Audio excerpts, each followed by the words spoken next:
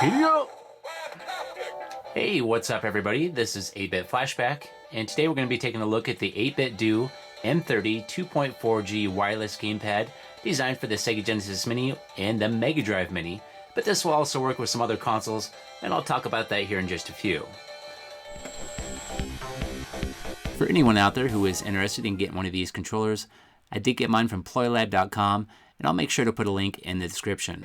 Here's a look at what comes inside the box. We have the controller itself, some instructions that show how to pair the controller, plus the button mapping, a 8BitDo USB receiver, and a micro USB cord. And you can use this to charge the controller. It takes about an hour and a half to charge that controller, and that gives you about 35 hours of gameplay time, so that's quite a bit of game playing. So this wireless controller uses a 2.4 GHz radio frequency that's designed to pair with this USB adapter, and it's very simple to use. All we got to do is plug in our USB adapter to the controller port, and then push the start button on the controller, and within a few seconds it should pair. And now the controller works just like it should. And for those of you wondering the differences between the 8BitDo 2.4G controllers versus the 8BitDo Bluetooth controllers, there is a small amount of micro lag that is introduced when using a Bluetooth connection. Now for the most part that lag is not noticeable at all, but for some people it might be noticeable. When using a 2.4G connection, that's usually the faster connection, and the lag should never be noticeable. So this controller is designed to work on the Sega Genesis Mini or the Mega Drive Mini. However, it will work on some other consoles such as the Nintendo Switch. I have personally tested this on the Switch, and it does work. However, the Switch does have to be in docked mode, and you do have to plug in that USB receiver into your Nintendo Switch dock, and that will allow you to play games such as Sonic Mania. And this controller does work great with this game. And I've also tested this on a Raspberry Pi 4. Here's a custom Lego Sega Genesis with a Raspberry Pi 4 installed inside this, running RetroPie. And to use this controller with the Raspberry Pi 4, it's easy to do. All you have to do is plug in the USB receiver into a USB slot on the Pi 4 running RetroPie, and it should pair right up. But there might be some alternate button mapping required because this does use a different type of emulator than what's on the Sega Genesis Mini. And here's a closer look at the controller. We have 6 action buttons. We have the XYZ, ABC, then we have a home button, a select button, and a star button. And this button can be used to set turbo on specific buttons. If you hold this button and push another button at the same time, that'll activate a turbo mode, and we'll test that out here in a bit. We have the directional pad, which feels pretty nice, and a left and right button. And there is 2 small LED lights located on the top of the controller right here, and these indicate when the controller is either powered on or in the pairing position. And here is the micro USB port, which is used for charging the controller. The controller itself feels nice and solid. All the buttons feel good, nothing feels too loose, and that D-pad feels really nice as well. As far as the looks go with this controller, it's kind of a cross between a Sega Genesis 6-button controller and a Sega Saturn 6-button controller. As you can see, it's kind of got a dog bone shape to it, and that's kind of what the Sega Saturn controller does here. As far as the action buttons, I'd say they're more similar to the Sega Genesis layout, but it does have that left and right button just like a Sega Saturn controller, so that's why I say it's a cross between these 2 controllers. Okay, it's time to test this controller out now with my Sega Genesis Mini. And just to let you know, my Mini has been highly modified with a functional Mini Sega CD and a functional Mini Sega 32X. But none of that is necessary. This will work with the stock Sega Genesis Mini and the Mega Drive Mini. And for those of you out there who are interested in learning more about the mods I've done with my Sega Genesis Mini, I'll make sure to put a link in the description. So let's plug in the 8BitDo receiver, push start on my controller, and it's paired right up. So let's start off with Mortal Kombat, and we'll test out the 6 buttons on here.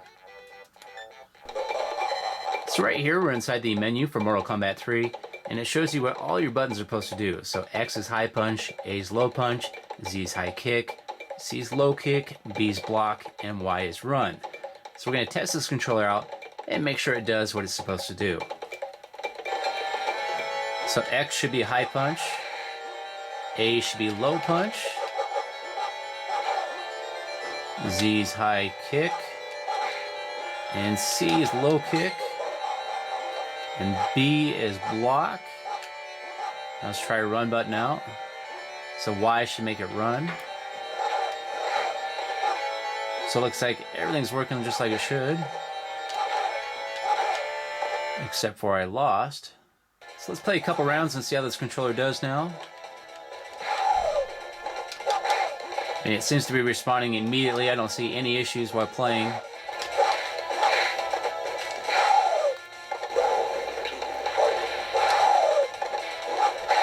Ah, this guy's kind of hard. Jeez. I'm getting my butt kicked here. I can't remember none of his combinations.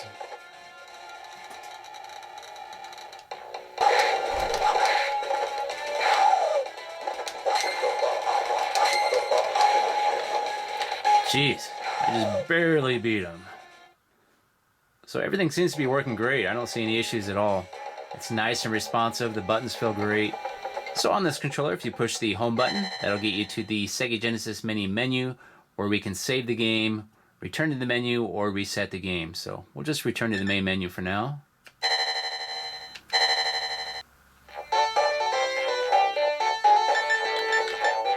And I'm going to go ahead and try some different games out. So I'm going to plug in my Sega 32X.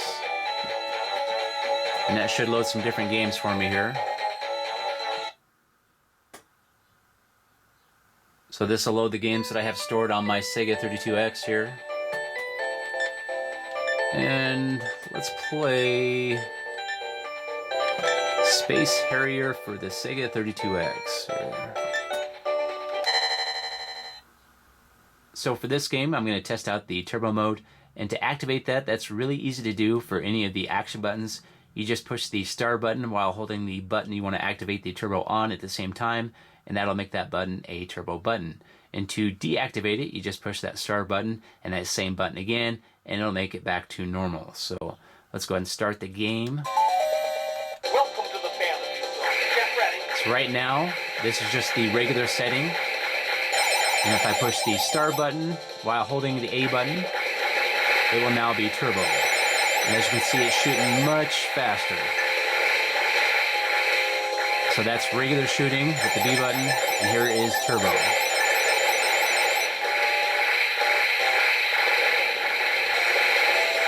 So that seems to be working really well. So the turbo mode works good. Let's go ahead and try another game out now. Okay, let's try some Sonic 3. So right now I still have the turbo activated for the A button, and I'm curious what happens when you do the spin dash. So I'm going to hold down and the A button at the same time. So it gives you instant spin there. Actually works well.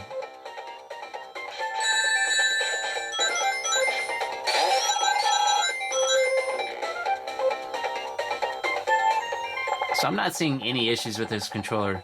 Everything seems to be working just like it should. And obviously I don't see any lag either. Nothing is noticeable at all. So if you're looking for a good controller for your Sega Genesis Mini or your Mega Drive Mini and some other devices out there, this controller might work out for you. It's time for me to go. If you like this video, if you could hit that like button, and have yourself a great day, and I'll see you next time.